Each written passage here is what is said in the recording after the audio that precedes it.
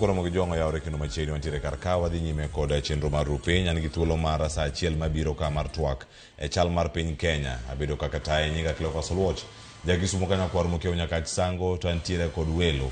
Mabendo wadhi bedo godo achiel ka achiel ka en mana rango chal mar piny Kenya. E kone mopogore opogore sigeni wadhi bedo kae ka watuni kendo wabeda ne kod ng'eyo ni to chal nade okinyi ma kawuono antiere kae koda yawuot luo mabende wada twak godo achiel ka achiel kar ka miyo gi thuolo mano gimoso okinyi ma kono gi konwa ni ginto gichiewo nade okinyi ma kawuono kamoro amora ma ne gintiere kendo gichopo e studio okinyi ma sani. An ka koda wakili Joshua Nyamori oyawre kendo machiegni Ramogi kawuono okinyi. Oyawre ahinya Cleophas Oluoch amoso jo kanenam gomo ma gintie wamor biro go kodgi mbaka kawuono. Erokamano ahinya. Kamachielo bende nyako Ramogi jonga ntiere kae koda Kennedy Odhiambo ma en MCA ma Kahawa Sukari mantiere kaunti ma Kiambu. Kamano oyawre kendo machiegni Ramogi TV kawuono mose oganda. Oyawre ahinya. Iluonga ni Kennedy Odhiambo Obudho. Awuok e piny mar Kiambu. Noyiera kamoro ni Kahawa Sukari Ward gi chama mar Azimio Jubilee Party. Koro wan jo Uhuru Kenyatta piny mar Kiambu. Erokamano. Weche thoth ahinya mosebedo kae katimore chal mar piny Kenya. Wang'e maber ni nitie weche mag doho matimo odiochieng' ma kawuono mar Gachagua ka idhi bedo kata ka ng'eto mopogore opogore e doho odiochieng' ma kawuono koromo saa 8:30 kawuono. Kama oting'o kanyo en ng'eto maduong' ma oganda rito en ni Kithure Kindiki biro chamo muma kaka jalup jatend piny Kenya koso oyo. Mano kama dabedo kar kae.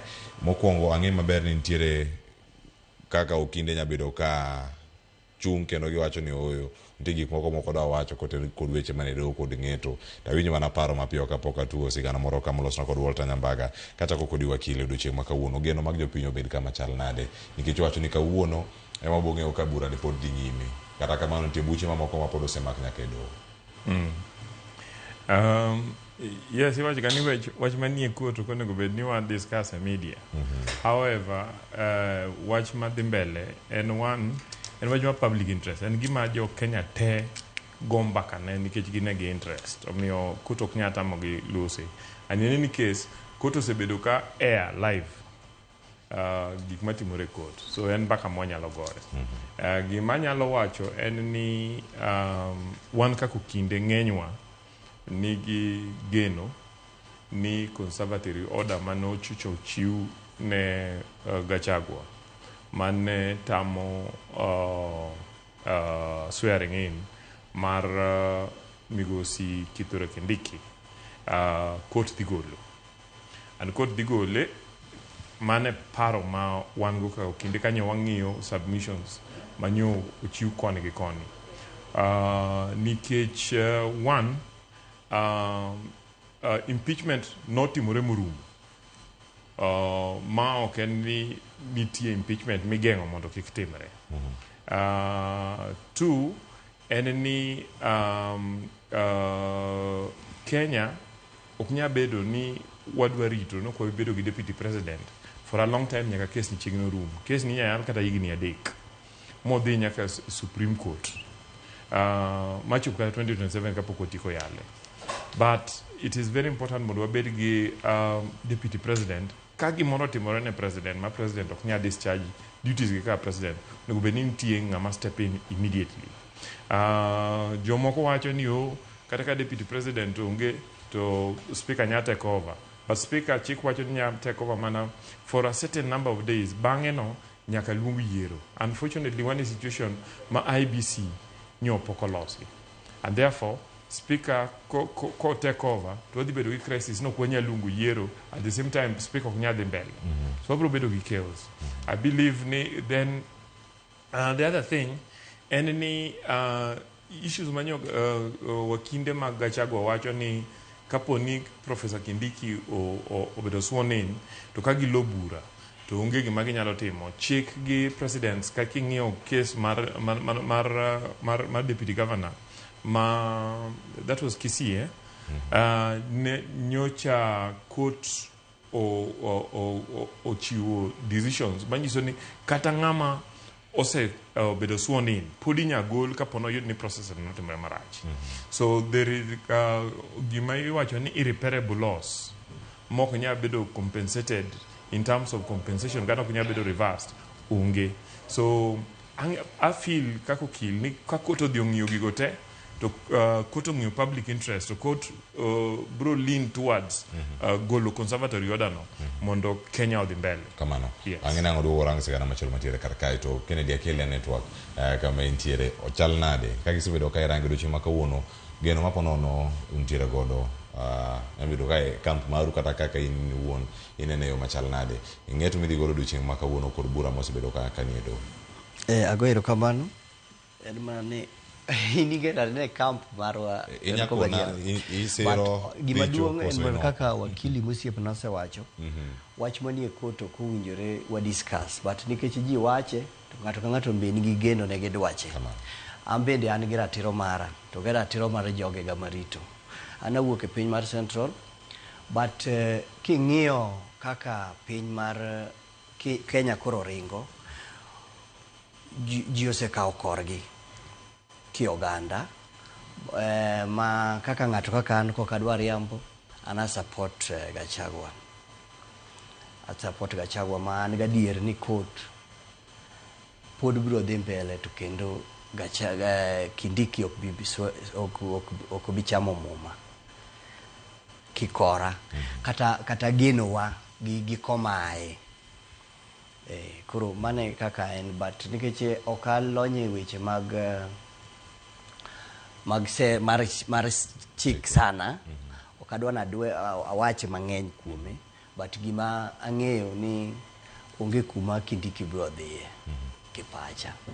Gachagua deputy president kendo pod wa support nikech no yiere gi jopiny to kendo jopiny gi geno ni biro bedo ka biro dong deputy president kata kaka biro dhi mbele burano wan gadier ni kaka wan jo Kindiki wabiro yale nyaka giko mare emomiyo nineno ka bende jatelo Kindiki no jatelo Gachagua no ne ji wacho no resign but no chung motegno nikech no yiere gi jopiny koro mane ero kama na enya ntie sigana ma Walter Nyambaga no los makara kendo twa kod jolony mopogore no winjane kama piny Kenya ponono dhi bedo kanitiere kato bang'e waduoga ne studio kama no wadhi nyime winjane sigande en mbaka masane gidore kendo weyo penjo mathoth kuom jo Kenya man kod siso mar ng'eyo kit midhiero mokwako Kenya kikatiba. Bang' do chungo chamo mwa mar jalup jatend piny mowal Kithure Kindiki kutonde kod bura momake kod jalup jatend piny mothichiri Rigathi Gachagua e doho. Jo Kenya ne kod penjo ni ponono jatend piny William Ruto kagir kiragi obedo kod wuodhe madhi e pinje ma oko en ng'ano manyalo kawo thuolone e yor kojolo igino ma janon siasa Kevin Osido nie kod paro mane. To gima miyo en moripo bed ni wene telo kata obedo ni en impeached kamano kata osegole to en ni chik owacho ni kapod kes ni nitiere e court kanyo kaka jatelo mar piny jalup jatelo mar piny en Mheshimiwa Rigathi. Mondo wayud kuku mar mbaka walimo janon siasa to kendo kil kamaloka Willis Otieno mondo miwa mathoth motendre kod kabinde jatend piny nyalo chwalo tich ne jalupne gisani to bende kod jalupne Willis machiegni.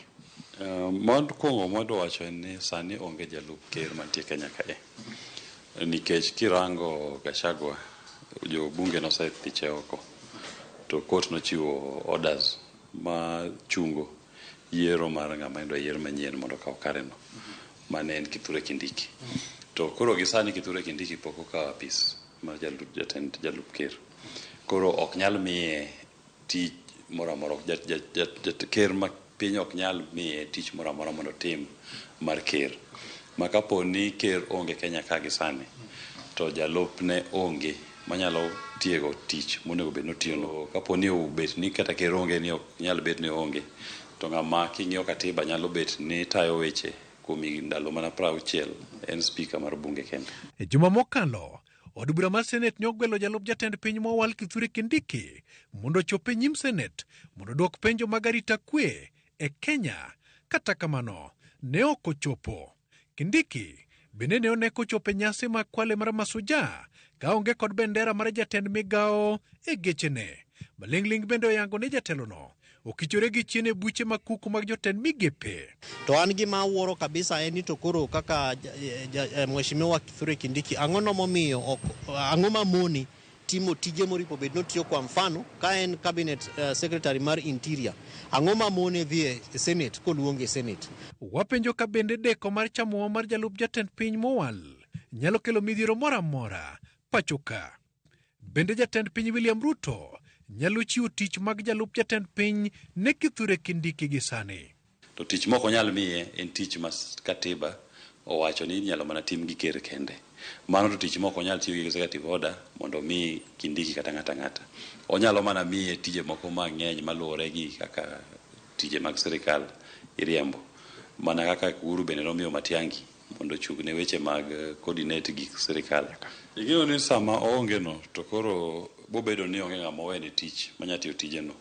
Nikech katiba marwa bende ok oyie ni ker nyalo wene ng'ato mopogore gi jalupne no mondo maka pis sama onge no. To kapo ni gimoro nyalo timre ne jatelo mar piny sani to mano manyiso ni ok wabi bedo gi jatelo to emomiyo dwaro ni mondo gik matimre sani gi otim gi haraka. Maling'ling oyango ni jatend piny William Ruto nyo winjore odhi e limbe e piny London. Kata kamano limbe no nyotore kendo rem dhi kuro. Gi chik to onge midhiero moro amora manitie nikech ker mar piny to nitiere e ofis. To kata kapo ni nyalo bet ni oonge ni ati kata no momore oonge ok nyal nene ok nyal yude. To katiba olero maler kaka onego bed ni timo gigo. Speaker mar piny bro kawo tich kuom ndalo 60 to jopiny bro dok e yiero mondo yier ng'ama dwaro mondo bed jatendgi. Kata kamano okil Willis Otieno to koni Ruto ni kama kalore kod luoro ni kata yotho to Kenya nyalo dong'ie mudho. Kata Ruto gi Gachagua ni ndalo moko mane gitene gionge. Apani Gachagua nodhi ke Botswana, Ruto en Europe. To gitene gionge. To kata Uhuru gi Ruto be ndalo moko ne gionge ka endi gite. Ne yudo ka Uhuru ni oko, Ruto be ni oko. To okonyiso ni sama gionge no ni koro waonge jatend piny. Kuma jatend piny nitiere no. Kata obed mana loka kata obed kanye. Pod en jatend piny kuma nitiere no. Walter Nyambaga, Ramogi TV. Aya, nyokoro moge joang kama wantiere karka. Fuok nitiere apis ni koso fuok onge. Kama ne wantiere karka. Wakili Nyamori. Sani waonge deputy president. Toketo kama chal nade kaka piny. Oketo kama very risky nikech gimoro amora nyalo timore ne office mar president. President nyalo bedo ni tuo. President, God forbid, nyalo tho. Then what happens? Kaka nase wacho ni ka president ok nyal perform duties ge to nego be ni deputy president take over immediately. To kapo ni deputy president onge chik wacho ni speaker take over, to ka speaker take over, deputy president ko take over, to then okawo telo no for the rest of the term mar president. But ka speaker take over to nyako luongo yiero bang just as a certain number of days. Okay? The question is ni sani kama wantie Kenya waonge IBC. And we don't know ni IBC king'iyo Kenya ng'eni nyaka itim giko michaki dhi e court be. King'iyo process ma wabro dhi mondo wabed gi IBC, it is not possible ni wanyalo time ka speaker ose take over. Okay? Mawatieki. So we will have a crisis. Mangato nyadhi adhi Uhuru Park to swear himself to wacho ni koro en president. Okay? Wanyalo po ni army donje streets mo take over. Okay? Or rebels moko biro mo take over. Countries moko se di gine path no, kik wadhi e path no kaka Kenya. Okay? Omiyo, I believe ni court kamobete. One of the kanyi neno gi kialo weche ma court, one of the issues manyo bedo emphasized, any public interest nyaka court ni. To public interest maduong en ni Kenya nyaka bed stable. A Kenya mo nyaka bed stable en ni nyaka obed gi deputy president.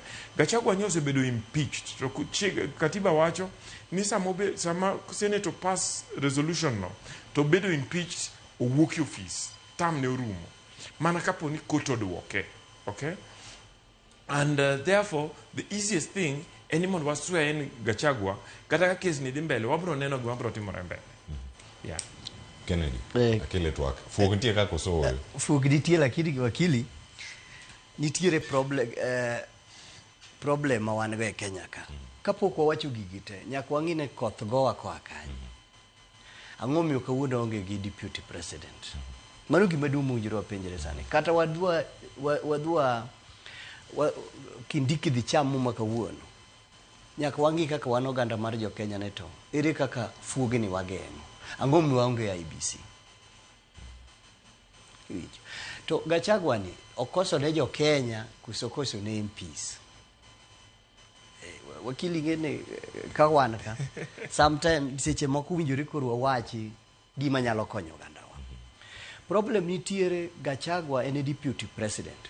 Ka koto ng'ado kawuono apani wan gi gimoro apani wadhi saa 1 kot gino bro idhi dhi nyaka saa 4 kugik saa 6 onge ok onyal chamo muma to wadhi e court of appeal. Court of appeal koro mano ng'eto madhi timore kawuono nikech ng'eto kawuono igolo saa kotimore kawuono nikech jo wakili gin gi ng'ado shortcuts. Nitiere duration, en mana na kia weche mag chike okasomo, but nitiere duration ma ka president deputy president obedo impeached, nitiere duration mowinjore tim. Doneno ka notime to chieng'no gipangore gidwa dhi keto kindiko cha muma notamore, kata ma kawuono dhi tamore.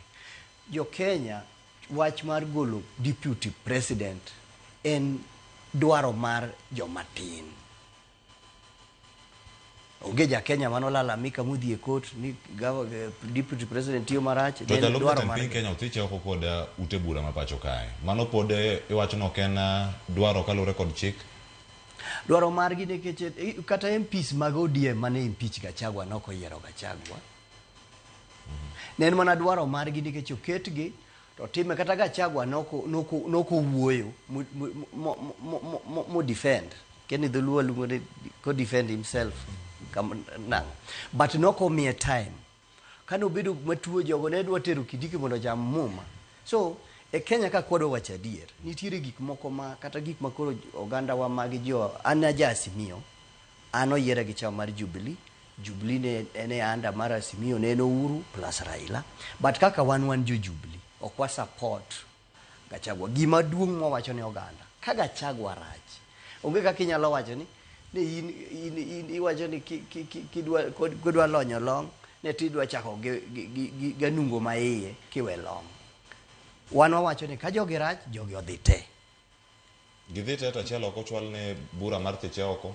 Koro mane mo nikech koro kirango chike mitiyo godo ka teoro bura Kennedy. Yeah. Uwijore bede ne ka samba ne gisetero mar Gachagua no to already nyocha winjo ka MP moro mawuok Migori hapa ning'eyo nyocha wacho notero mar president. Kade utero mar president sani gigo dhi te mondo dhano dhi election. Akia kaka kanyo dhi, but gima duong' mwawacho mbele oganda wa ne ka jogo dhi to jogo dhi te. To ka jogi weyo to jogi weyo te. Erokamano wakili. Ite penjo ma Kennedy penjo ka ilere mana matin. Kinde miwacho gi ne ntiere ndalo apaka wen mane od bura onego bed ni range twak machalo kama ndalo 60 mantiere mondo mi orang kaka jatend piny manyien biro kendo bedo e APC. Kinde montiere kar kaka iwacho ni en crisis. Gi wach mara iwacho ni en makanga kod dereva duto dhi kapos bedi ke wache. Mage manyalore thuolo ma wantiere sani kesa no oganda rango ni ka diponi bura ma kama otieki kawuono. Wadhi neno ka kitoro kindiki chamo muma ka diponi dogolo gino machungo chenro makamano dhi nyime kawuono kata kiny. Wach mar kia ni kufa dereva kufa makanga ni mano propaganda ma jo Gachagua nyokelo mondo gichidgo pi gidua ora. Okay, but impeachment manyo bedo pass nyo en impeachment mar deputy president ma en Rigathi Gachagua osede dala kapo ni en gi thoche moparo ni en wuod nyanga ng'a to mondo o sponsor an impeachment process against the president mondo court parliament gi senate dio winji and ngeni nyaki chope threshold ntie threshold manyaki bedgo. For instance, nyaki bedi 177 members mag parliament, mag National Assembly, mondi chak process na. King'iyo the percentage manyo gino kalogo 80% 289 MPs nyocho support wach mar Gachagua mondo tech dala kagi support motion. Then kodhi to 80% ma National Assembly or pass the resolution ni mondo nego dala. Kocha kodhi gine Senate to 80% ma Senate be or approve watch mar impeachment. Cannot any public participation to 65% marjo mano dio timo public participation or respond ni mondo dala. So therefore it means ni the feeling of the country ni mondo Gachagua dala. Kapo ni gin githochgi to gitimango gi sponsor impeachment ma president. I believe the president is very stable. King of the numbers must support the president right now. I understand kama wadu wa Kennedy Odhiambo and mokungadwa na congratulate. Me Kennedy Odhiambo then would Nyanza be elected in Kiambu. That is very good. Kendo wa hope ni obrobedo get long life in politics. But mondo Kennedy obedo get long life in politics ma Kiambu. Nyaka wa protect from gimilungo ni shareholding. Okay? Ma mbele ka ibro nyise ni en koro konego ochung kata ko chung to konego miye nikech oken shareholder. Okay? Wadwaro ni mana kako sebedo elected no. E kaka jomoko kata kuyi moro biro chung Kisumu to abro elect. Okay? And therefore I understand that maybe sanito nyaluso kama ndipo ka ngato winje.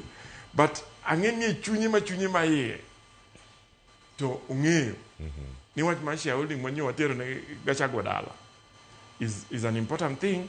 Mondo set a standard ni wapedi Kenya morigo jite. Agombo duoko kamoro kamatin very fast. Adwa na kun wakili ni mokwongo impeachment mar Gachagua kata golo Gachagua office adwa na lerne spokuwa kata wacho ne wakili. Gachagua is a still deputy president mar Kenya ka. Mar ariyo nikech waonge moro.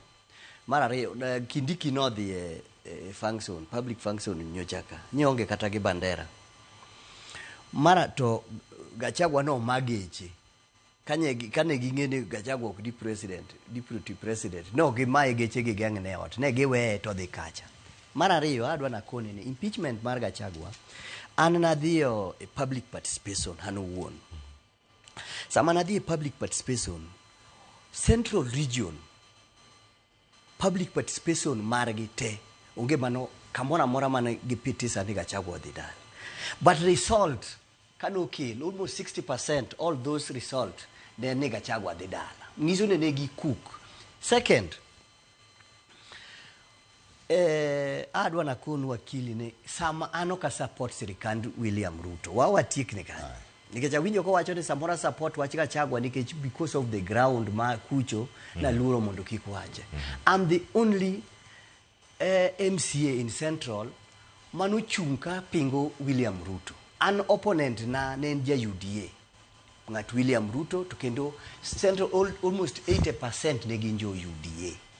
Na chung motegno gi baba ma king'iyo election manotim ward na Kawasukari ward kama Raila no kwane kuche one by one muyombo Central region Central msima ward na man Raila yombe nikech na rito kura. So wach Gachagua ana wuoyo e Kenya msimo ka wuoyo wach ne wach Central ni awuoyo e chunyi jopiny katidhi mani Luoland nikech wakili gini ok dwa wach adier. Wakili gini ok dwa wach adier nikech nyocha Gen Z okelo lwenye Kenya ka. Kanyocha gikelo lwenye Kenya kanyocha giwuoyo e ngima matek mar oganda. Koso tije mar oganda. Ni giwuoyo gik madongo sana. Pitisa budget mane gi joka ne dwa kalo budget mane gi dwa kalo ne en mainyogi. Omiyo ne joluo tho kabila te nyocha tho nyochaka. Sama koro wakili gini ne support gini oganda go no timne gi ang'o. Iwinjo kama wach nitie. Mane kama wach Gachagua nitie joma nigi personal interest. Tok mar oganda cha ana wuoyo oganda mar Kenya msima ka wacho niya gima Gachagua okoso ne Gachagua wacho niya ne se mambo mar wach mar shareholder. Gachagua nyocha king'iyo maber ogolo wach share jio sign jio keto kukgi te en wacho mane share manwa sign cha owinjore timre kama. Erokamano. Yeah. Kapok adhi mondo mwakiloro kata wadhi e twak machielo mantiere kar ka, ijatelo moyier. Yeah. Kane kwan mantie ka mano chwal e od bura, mano ma National Assembly, bang' public participation, miwacho ka ni ne obedo cooked.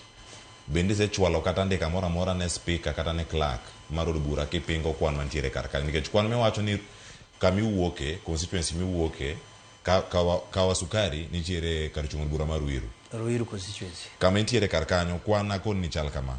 Ne gin ji 63 manowuok e public participation. 50 nowacho ni I support thicho mar Gachagua.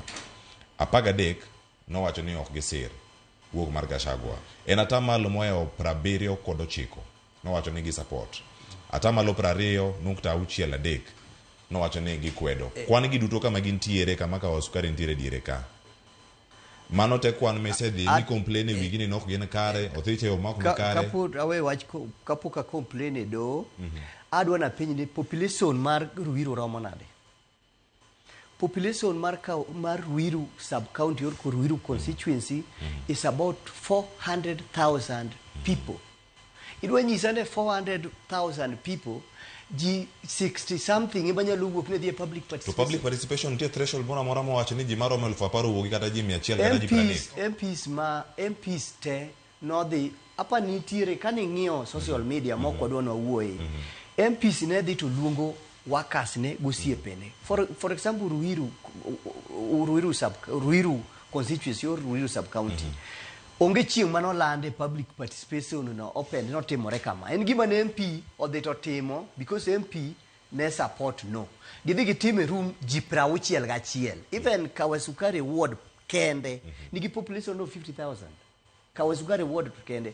Binge wards manie Ruiru constituency ne romo nade. There are 8. Jogedi manu wuok oko. Onge kata achiel.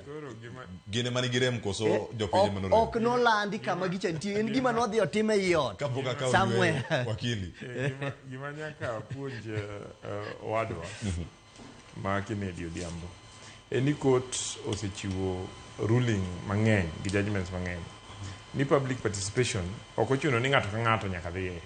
Kose lande publicly ka no lande gazette mo lande radio gi TV to ng'ato amua no kodhi to jomodhigo pachgi ema biro tiyo. Koro ka no dhi onyiso joga ni kik dhi public participation maji ne gin ji 69 out of 400,000 gadek mar Wirugo ema wakwano. Andwa na nyise ni 2017 kane wadhi e rerun election to jowa no decide e Luo Nyanza te ni ok gidhi go kura. In fact, in a number of areas negede sub kura, but nitie a few people maybe ni constituency moro ji ariyo kata ji 10 no dhi go kura. To then the rest of the country no go kura. Ne wajno no tere court to court no amua ni election no timore. Yeah. So the fact ni no mobilize jogamento kik the public participation oknya tamo wa decide ni public participation was done throughout the country.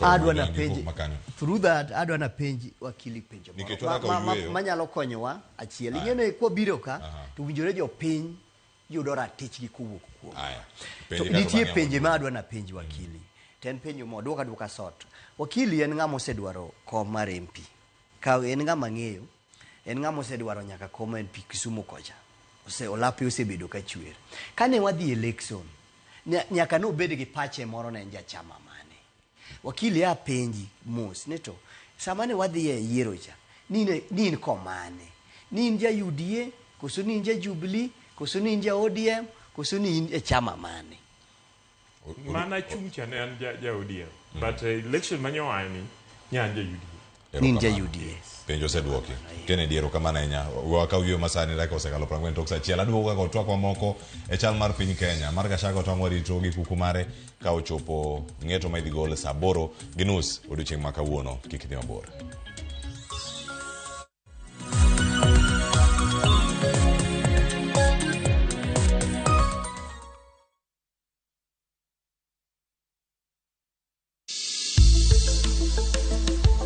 Ngimawa en gima duong' moloyo. Onego beni wang'eyo kaka wadak, korka chiemo, exercise, nindo maber. Wakelo ni achiel kachiel lakteche man gi lony mararieya e weche ngima dhano. Kikwa discriminate ne joma nigi ndulume to tikwa pandgi to ng'eyo en teko. To kodok korka ngima mar del, bedo gi ng'eyo nyalo kelo lokruok maduong'. Wacho ni kendo Ruth pile pile ni e penj laktar kaindi chiemo watiyo godo mondo wageng' tuoche. Wabiro wuoyo gi ji e yo mabiro mulo chunyi kendo miyo pachi yawre. Obwongo gi del gin ga gigo motimre nade moriwore. Koro gimipidho obwongo mari luwore gi gino mipidho dendi. Riwri kod Ruth Otieno e penj laktar. Wuok tich nyaka tich abich saa 12 odhiambo mane Ramogi TV. Penj laktar. Ngima en mwandu.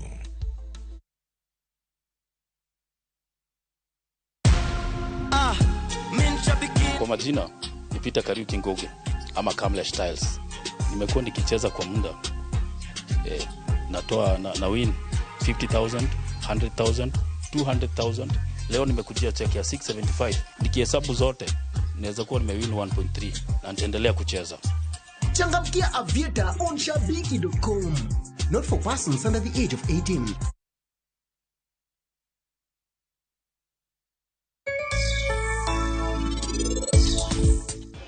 Pile ka pile nyakora Mugejwang ohala itim kendo en yuto mabiro ne oganda wa tainya sigana mwakelo e chenro mar ohala gi mwandu gin mago nagi e juma ni.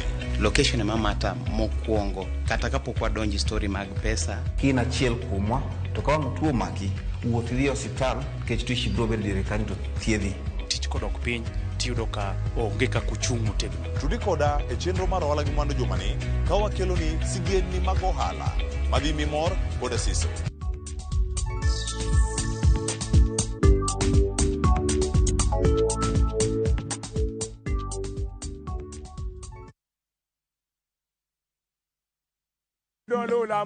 Bed kodwa e wuodhni ka wanono kit timbe mag anyuolawa.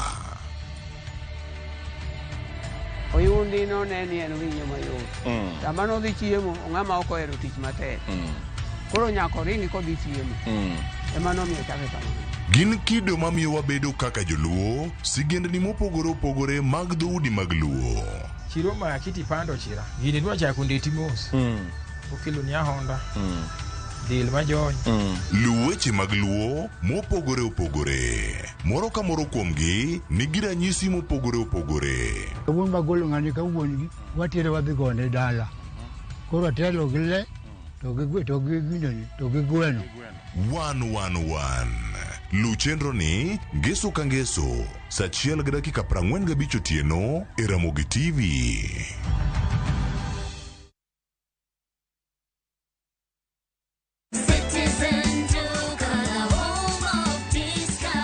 This week kwa Citizen Duka tumewaletea the lovely lady package from Quickmart.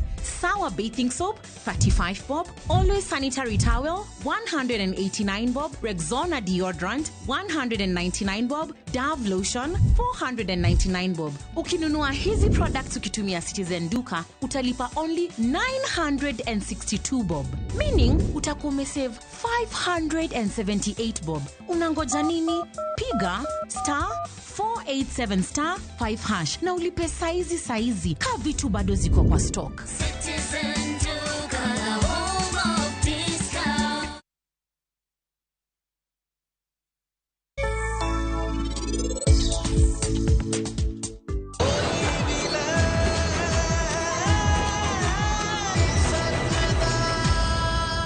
Namanikae!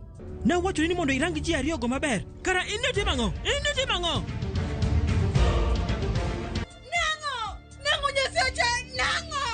Ang'o momiti mrikoda kama? Kare ndicho mane manatimo? Ang'o momiti mrikoda kama?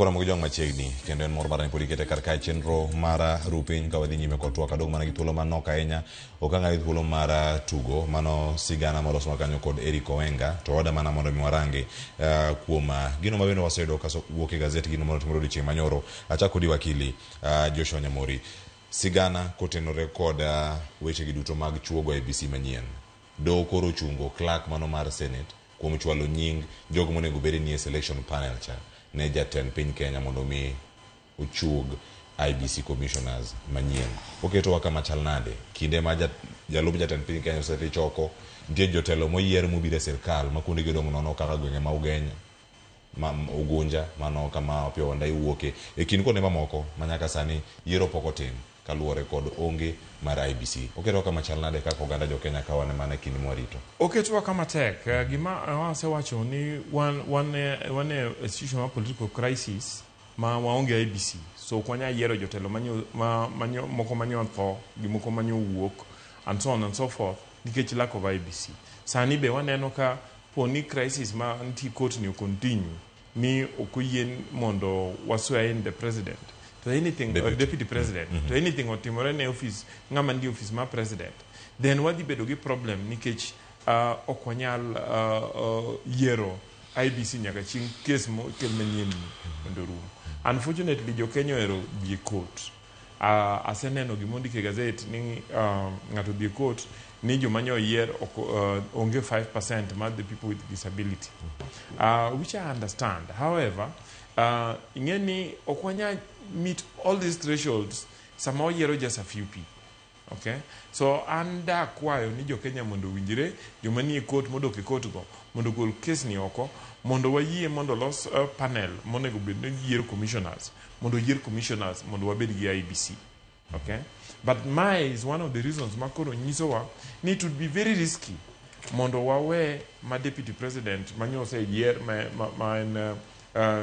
professor Kindiki wawe oko moko bedo sworn in nikech market wa in a crisis kapo ni gimoro timore ne office ma president to wach ni speaker ema take over to IEBC be koto setama no kunya yier then what happens nabedo ni siasa emo kelo gigi duto tungni gi duto nikech report mar NADCO karka to jogeno go beni bire apis chon banka ni definitely inyalo paro ni president no launch report mar NADCO president no romo gi migosi Raila Odinga gi all the other main political leaders magi wacho ni gidhi move on gi process kane the first court process no room to then dispute no wuok e kindi nominations mag jo Azimio ma ngamane Kalonzo Musyoka no yiero ma iluongo ni Kialo ne oteru wach ne court ma court obudho gi wach no ka court nyo ogolo wach no mowacho ni mondo omi Kokimuli but unfortunately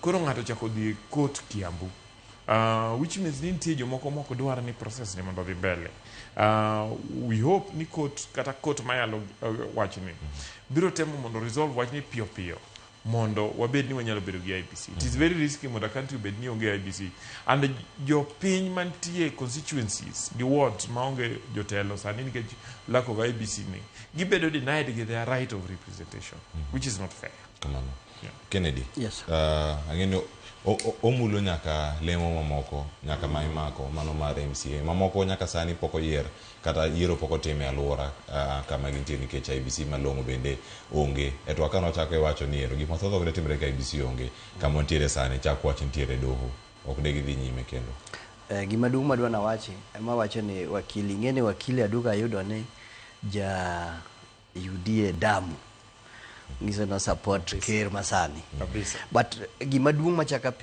achaka penjo mana ni to koth gowa kuwuok kanye IEBC ingene Kenya ka wasebedo kaka wan oganda mar Luo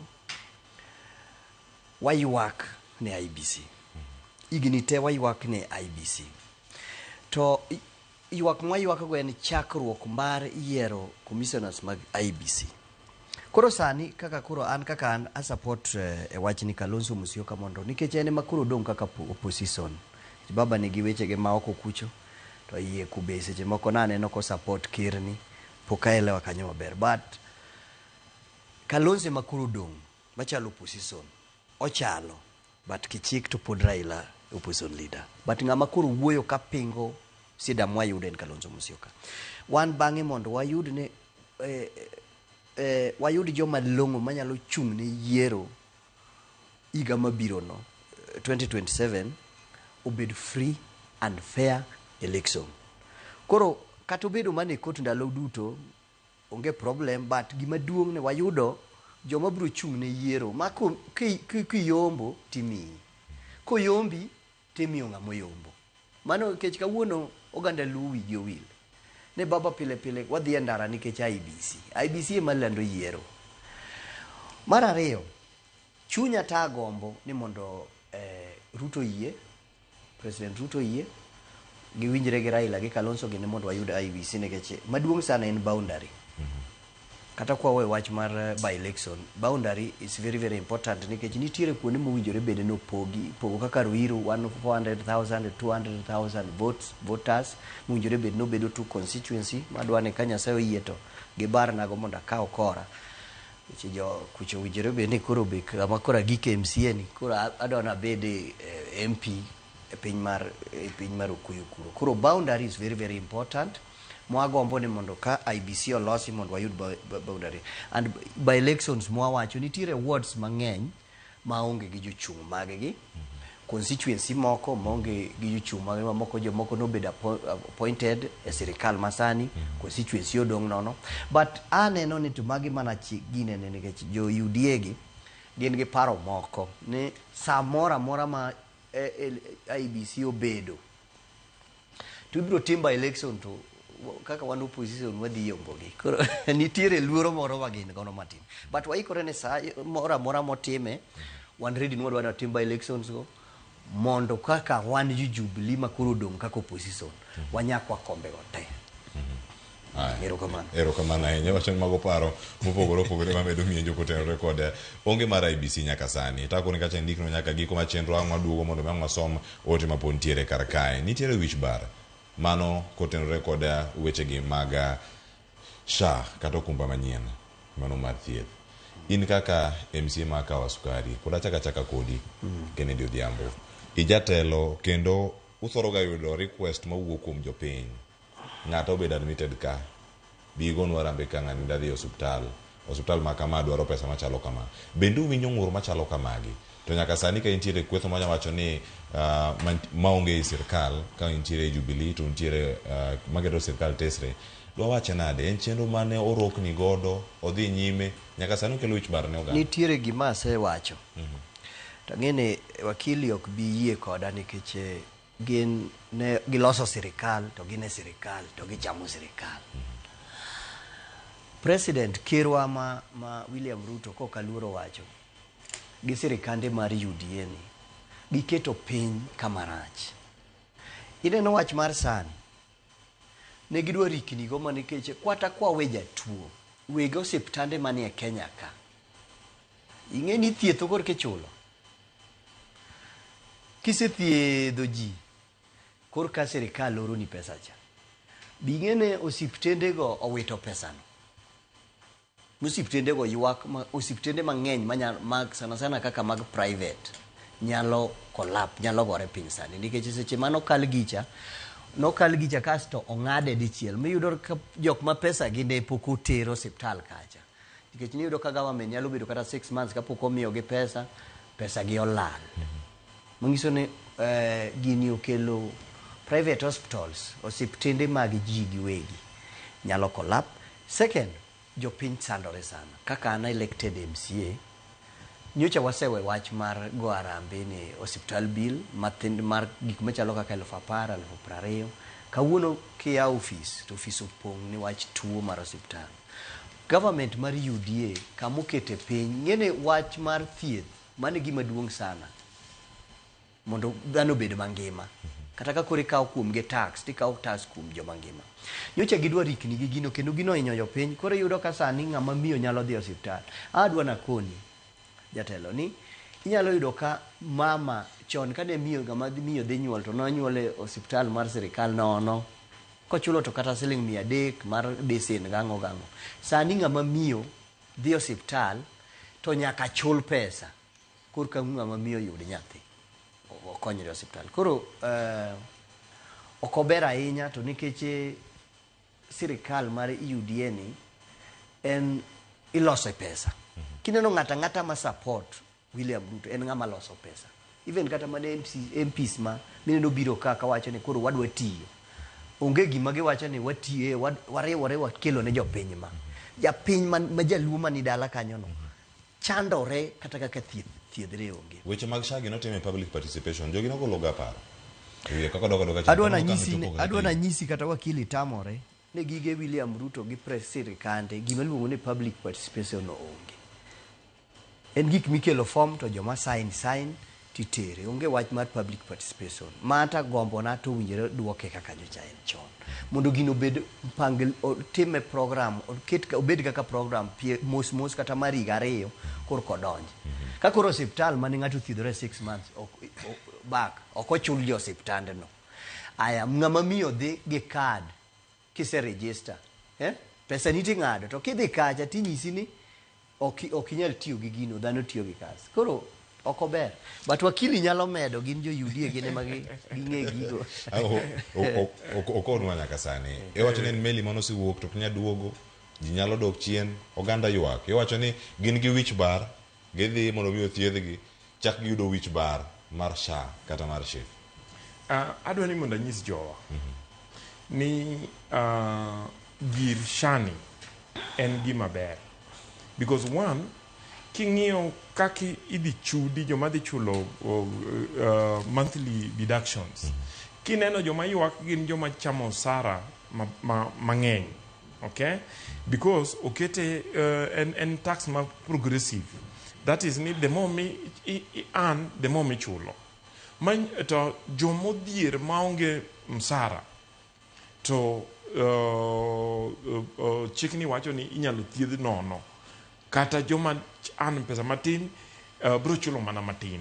Joma ne chulo 500 koro dhi chulo 300. Okay?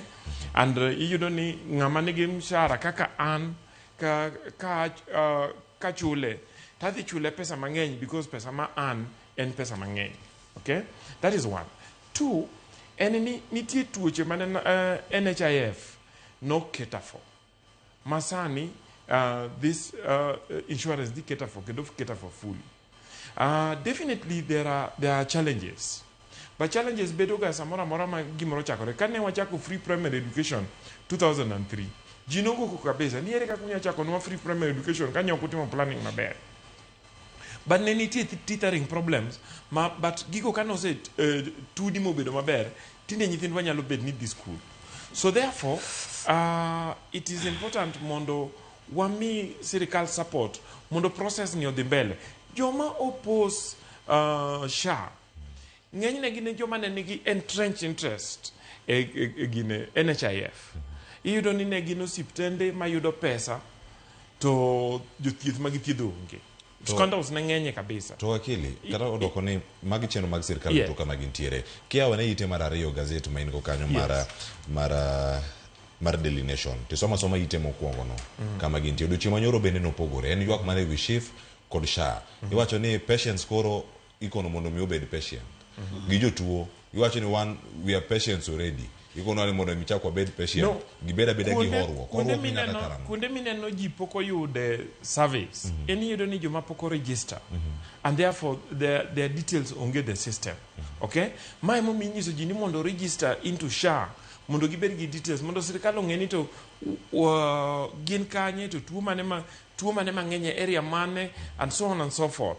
So that sirikal ong'e kunde mitere yath, kunde mitere daktache and so on and so forth. But statistics don't lie. Statistics manyogo enemy for the last 1 month. 13 million people are registered. Okay? There and in terms of payment, Masarikalo Sechulo 89 million also children inpatients. 162 million children dialysis care. 132 million children cancer care. 106 million children maternity and infant care. 95 million children mental awareness. And then Kingio joma facilities mose bedo visited. Mano source mar KNBS koso joma gimogolo. Mar KNBS. Okay? King'iyo source osiptande mose de yudo ni 4,444 public and government facilities was enrolled into this process. 2,498 private facilities was enrolled. 535 faith-based facilities was enrolled. 17 community facilities was enrolled. 86 other facilities was enrolled. Then keep the in terms of Jomose you do theatre. Do you need 7,900,000 plus or service it more you do theatre, maternal and child health services. Then outpatient services, 21,000 people service it. And then dialysis, 15,000 people service it more you do theatre. And therefore, and mental awareness, 265. So the problem in Kenya can it see at a chill move when you the problem and the problems is the Canada NHIF then problems. Then what blow up to what emo gigmabeo mose bed katimore. I want to suggest Nejo Kenya Nijo mapoko register into sham on the register. And especially Joama beer, Joama ungi teach, Joama nigi tuoche ma ilu ni chronic disease machalo cancer. And so on and so forth. Mondo register kai kama give you the help. Ma insurance madi konyo jumudir moloyo jumanigi mwandu. Jumanigi mwandu mondo chul moloyo jumudir. It has never been any better. Manigi madwani. Adwa na med gimoro matin. Wakili adwa ne ingama jaluo, tingama janyuol, tingama nigi future, to nyithindi be nigi future. Wakonuru jo Kenya dier. Anji mang'eny mapinga kawacho ne ang'omiyo seche mokata mora wach sirikand Ruto to the part mag jo baba kech naja baba support for example. Kinde moko nyocha wan gi Babu Owino in Central ma winjo gik mane Babu wacho. Jogi umowa. Onge project mag William Ruto mokonyo japiny. Anyalo chako nyisi. Affordable houses. Ing'ado wa pesa. Ikaw lop japiny, imiyo investor gero gi pesa ne, tichaki uso ne jopiny. To joma ng'iyo utego, kata kigo sim, kata kimanyo, kech aneno ka wakili wuoye internet, wan owuoye fact mar jopiny, wan warado gi jopiny. En osomo gik ma William Ruto kete e media, e wall, emosomo ka. Ana wacho gima japiny nyisa taneno. King affordable houses, jomo se bedo gi utego. 80% gin joma nigi pesa kaka wakili, to gi MPs, loto lopu, mano ket kata ne mar sikul, to gere ot, to chako usi, winjo, without title deed. Number 2, king'iyo education sector, mane kama jadhier bedo ng'ato. Iwuok e grass, loop, idhi malo. Education. Angalia education sector. Kawuono janyuol mok nyal tero nyathi kate e technical college manyocha Uhuru wuok koseloso. To William Ruto nowacho no bro konyo education sector. Jopiny no chandore ma onwago arambe mwaole ground. Wakili to ne somo gigo ne ji machalo kama Ojon University osomo ka, but an kaka na nene kata in gweng' wang'eni ng'eyo. Nitie nyithindo monindo dala. Ok nyal dhi e university. Ka onge 1,100 kawuono. Kiduogo e loan ne giwacho ne gibiro miyo jopiny loan. Jopiny no mi loan mara 100, 2,000 to ng'ama no chuba ni ng'i Raila mane pingo wach loan. Yema kawuono kaso jopiny ne dukuru pesa. Nyiso ne Kenya ka wagika moro ma ng'ato ka ng'ato ng'iyo mana mare. Aya, kwa duoko koro ko wuok e wach mar awinjo ko wacho ni mondo ji o register. Kama William Ruto sekete chuno ne nyaka wa register. Chuno ok ne karo dwachwa. Chuno nikech waonge go ni joma ng'eny chulo ne joma ng'eny biro chulo mang'eny. Nyiso ni ka in go sirikande ni ilowni ka wiyi ochimo piny, iteng'o fukeni, igolo an misie kawuono ka ng'isi pesa ma sirikal ng'ado kuoma kawuono mok nyal konya ng'eny. Kwa tiek wadhi agriculture. Sirikal mar William Ruto nowacho ni agriculture sector odhi miyo ji mbolea pesa matin. Mbolea mane jopiny okawo mane nyalo konyogi nokik gi low.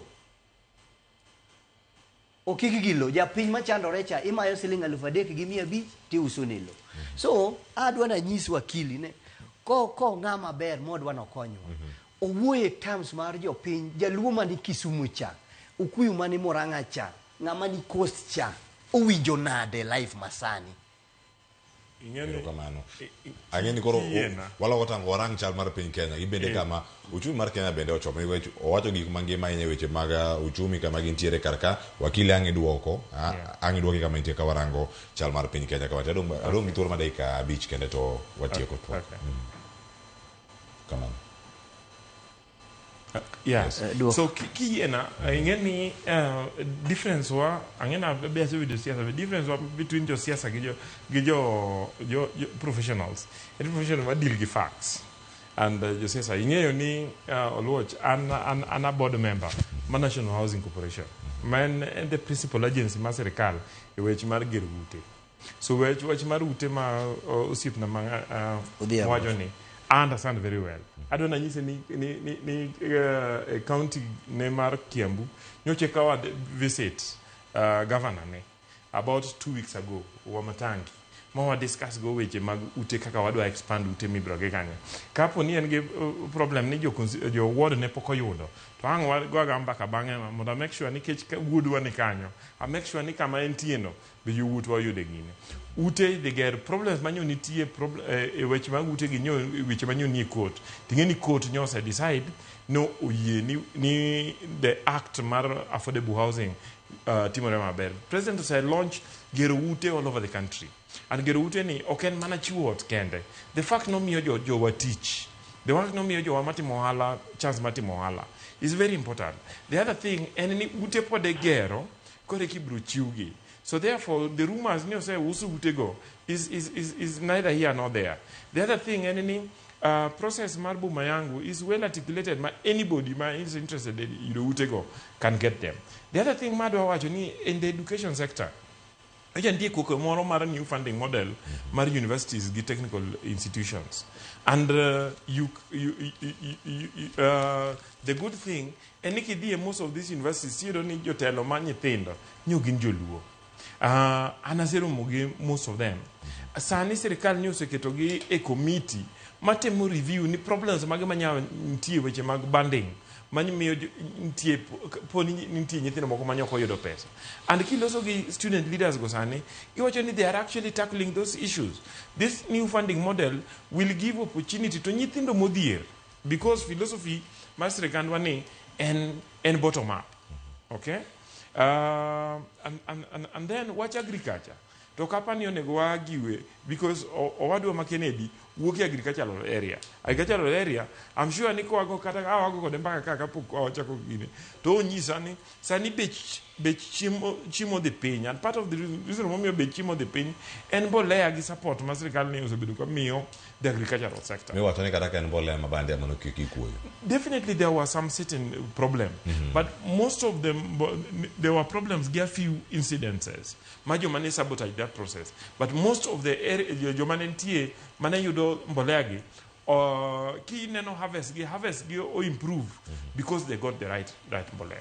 Kamano kin gik mamoko mathoth bende ma serikal osebedo kata ka chwalo ang'e maber ni gintiere wacho ni weche mag agriculture osebedo kadhi mbele, weche mag teko ng'eyo ka opio wandai be ondike kar kacha ni gin kuonde mopogore opogore jogi te gi register mana profits kama gintie. Debe ni piny Kenya otegro mane gima wachore ground bende geni ang' oyud wach mogik waduto kama ntiere kar ka dakika dong' achiel watiko ne maber odhiambo ke anadwa na wuo raka second moro 30 ka wacho niya wakili awinjo ko wach ineno affordable houses matin sana bed sitting in Ruiru is 800,000 to 4.5 million ok ni miyo ji ot iuso ne ji ot e lop jopiny.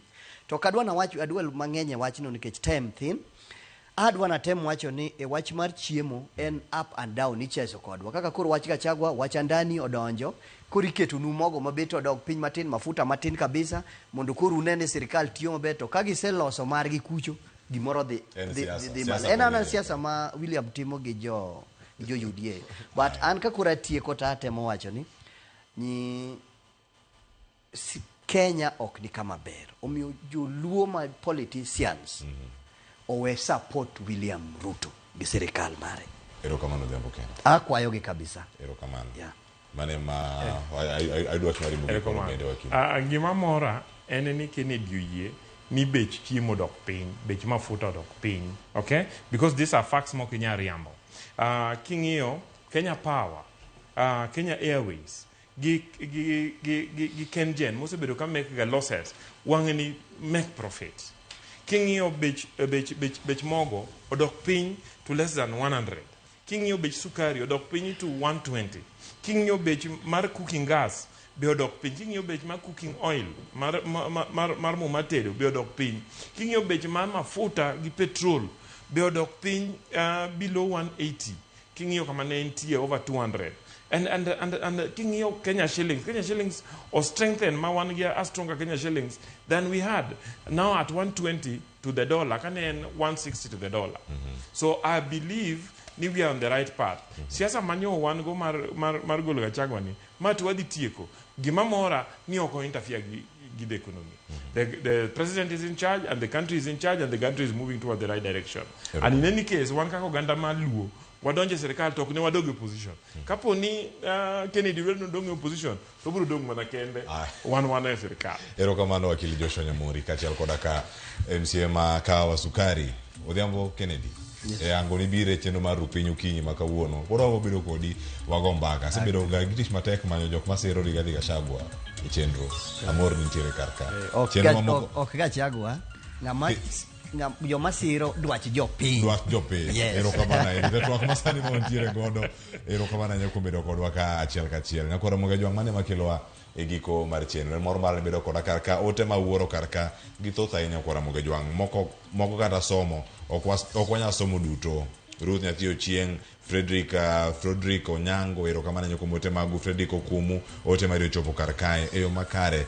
Ka Ruth Nyathi Ochieng wacho ni anto gima ng'eyo ni kata do pod chung chamo muma mar Profesa Kithure Kindiki, to gikone pod obiro mana chamo muma ma ojok mantiere karkanyo ka oganda mamoko pod ntiere karka ka wacho ni ero ane i chenro kake namor ahinya adwa mana go mos ne jodala mago mag